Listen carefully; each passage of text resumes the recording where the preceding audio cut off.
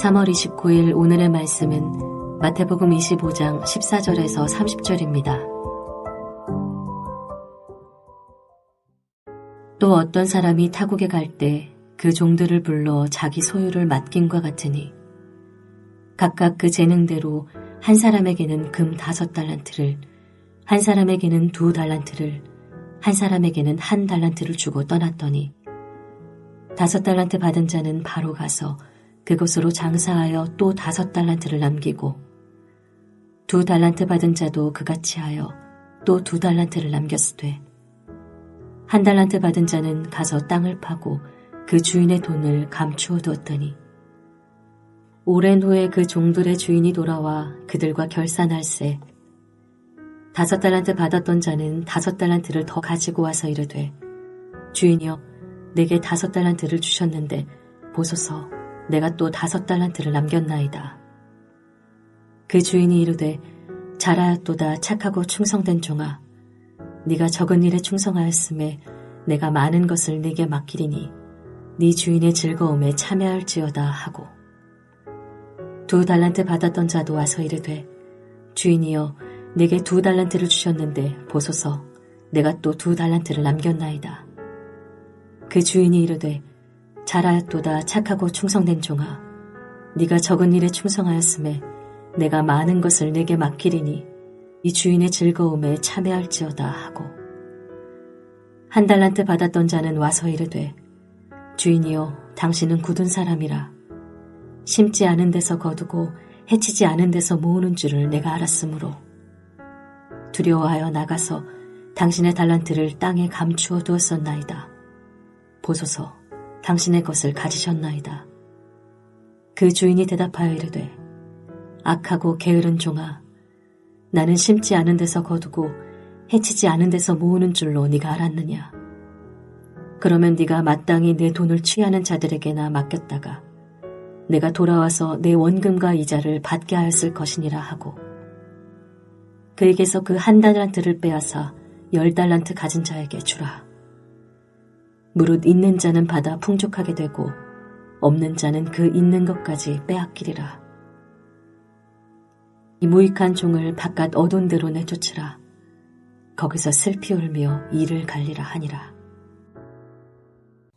마태복음 25장 14절에서 30절 말씀을 함께 묵상하겠습니다. 재림의 때를 살아가는 주의 백성들이 어떤 자세로 재림의 때를 살아야 하는지를 비유를 통해서 예수님이 계속 말씀하십니다. 그러니 24장 45절에서 51절의 악한 종의 비유, 25장 1절에서 13절의 열처녀 비유, 그리고 오늘 달란트 비유 핵심 주제는 같습니다. 재림의 때는 알지 못하니 모두 깨어 준비하라는 것이지요. 하지만 그 비유마다 강조하는 포인트가 있는 듯 합니다. 제가 있는 듯 하다는 것은 묵상을 해보니 그런 것이 보인다란 말입니다. 달란트 비유가 가진 특별한 포인트는 본문을 설명한 후에 나누도록 하겠습니다. 성도님들도 묵상할 때에 각기 다른 포인트가 무엇일까 생각하며 묵상하면 이 비유들을 좀 더 흥미롭게 이해할 수 있을 것이고요. 삶에 적용할 수 있을 것 같습니다. 오늘의 비유도 열처녀 비유와 같이 우리가 너무나도 잘 알고 있는 비유입니다. 주인이 타국에 갈 때에 각기 종들을 불러 자기의 소유를 맡겼습니다. 각각 그 재능대로 한 사람에게는 금 5달란트, 그리고 한 사람에게는 2달란트, 마지막 한 사람에게는 1달란트를 맡기고 먼 곳으로 떠났습니다. 어떤 분들은 왜 차별해서 맡기느냐 하는 분들도 있는데요.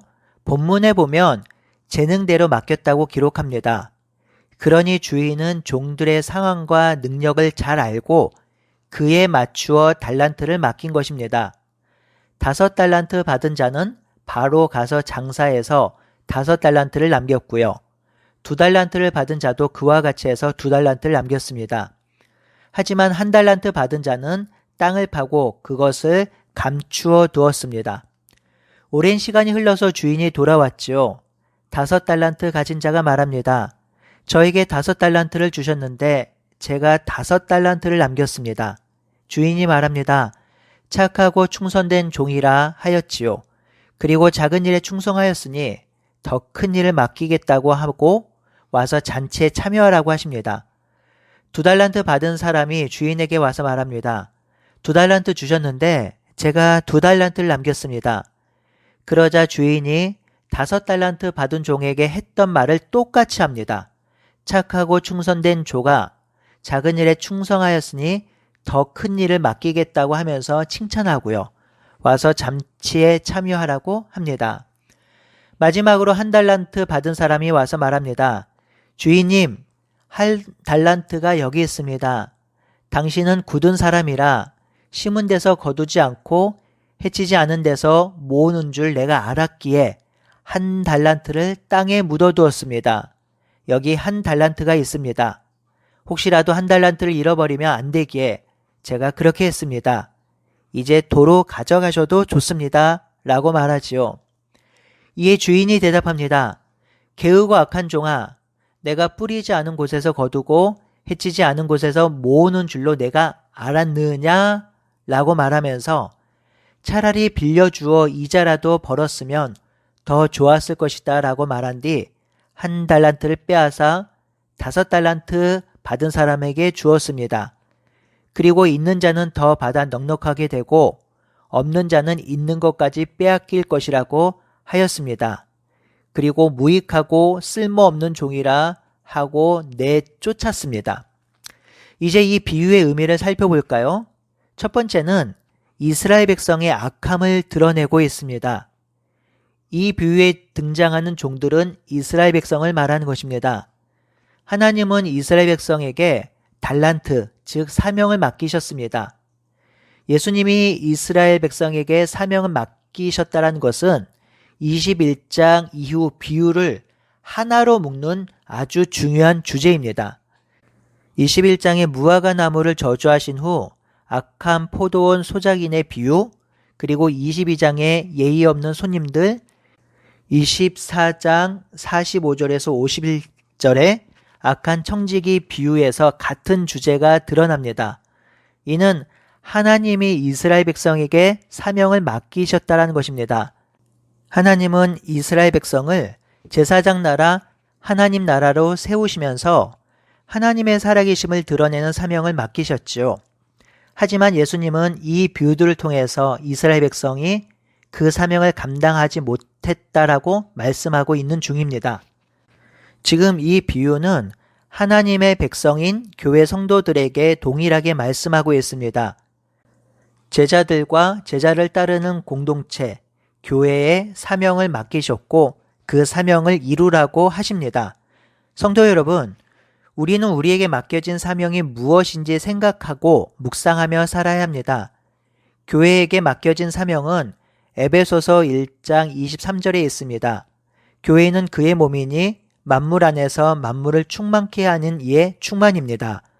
만물을 충만케 하는 이는 예수 그리스도인데 그리스도가 교회의 머리이고 교회는 그의 몸이니 교회는 예수를 따라서 만물을 충만케 하는 공동체로 세워져야 합니다. 만물을 충만케 한다는 말은 만물이 하나님이 창조하셨던 그 창조의 모습으로 회복되는 것을 말합니다. 교회의 사명이 바로 그것입니다. 예수님을 통한 온 세상의 회복의 역사, 새 창조의 역사에 동참하는 것이죠. 이 일을 위해서 우리를 부르셨고 구원시켜 주셨고 그리고 그 사명을 교회와 성도들에게 맡기신 것입니다. 이 비유의 두 번째 의미는요. 사명을 감당할 수 있을 만큼만 충실히 감당하면 된다는 것입니다. 이 비유에서 보면 주인이 각기 재능대로 달란트를 주었다고 하죠. 그리고 주인이 와서 계수할 때도 받은 달란트대로 합당하게 남겼으면 그것으로 충분하다 합니다. 5달란트 받았으니 5달란트를 남기면 되고요. 2달란트를 받았으니 2달란트 남기면 됩니다. 1달란트 받았으면 1달란트 남기면 되지요. 그러면 받는 칭찬이 모두 같습니다. 모두 착하고 충성된 종입니다. 하나님께서 집중하는 것은요, 많이 남기는 것이 아닙니다. 맡겨진 대로 충실하게 잘 감당했느냐입니다. 하나님은 다 계획이 있으십니다. 하나님의 계획과 뜻 가운데 하나님께서 세상을 회복시키십니다. 그 뜻을 이루시는데 우리를 부르셔서 그에 걸맞는 합당한 사명을 맡기신 것입니다.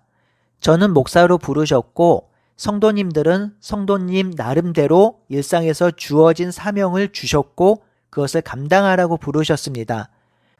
그러니 그 부르심에 합당하게 충성되게 행하면 되는 것입니다. 그것이면 충분합니다. 내 것보다 남의 재능이 더 좋다고 낭망할 이유도 없습니다. 남의 것보다 내 재능이 더 좋다고 우쭐댈 필요도 없습니다. 그것은 세상 나라에서 필요한 것이지 하나님 나라에서는 필요치 않습니다. 사도 바울의 말을 빌리자면 귀히 쓰이는 그릇도 있고 천이 쓰이는 그릇도 있는데 그것은 그냥 그릇의 기능을 말하는 것이지 그릇의 정체성을 말하는 것이 아니라는 것이죠. 우리 모두는 하나님 나라의 귀한 백성으로 존귀한 자들입니다. 우리가 이루어야 하는 사명이나 재능으로 우리의 존재가 규정되지 않습니다. 그것으로 우리의 존재 자체가 평가되지 않습니다. 우리를 판단하고 평가하는 가장 중요한 요소는 충성입니다. 받은 대로 감당하면 됩니다. 오늘도 자신에게 주신 재능과 직무를 감사히 여기며 충성되이 사는 우리가 되길 바랍니다.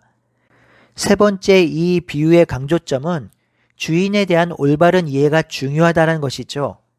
이것이 달란트 비유에서 보이는 특별한 강조점입니다. 한 달란트 가진 자는 주인에 대한 바른 이해가 없었습니다.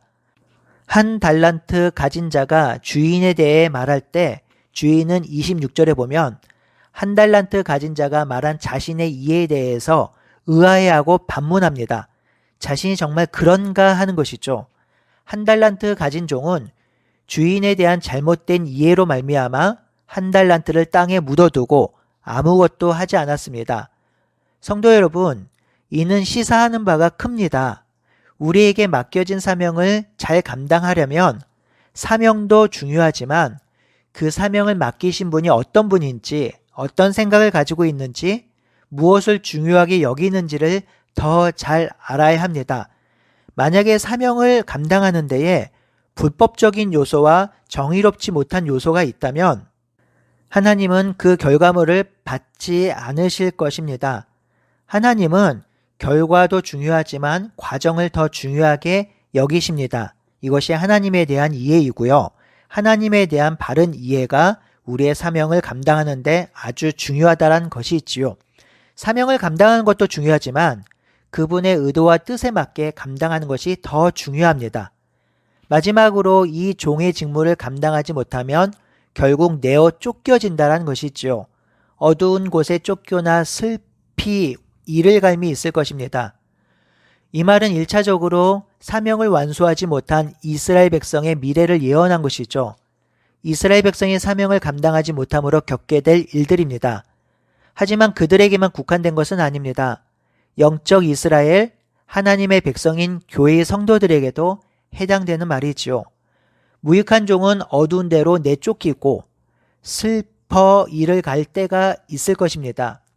성도 여러분, 마지막 때에 우리에게 맡겨진 사명이 있음을 깨닫고 이 맡겨진 사명을 내 뜻이 아닌 주님의 뜻대로 이루어 살아가는 우리 모두가 되기를 바라고 소원합니다. 아멘.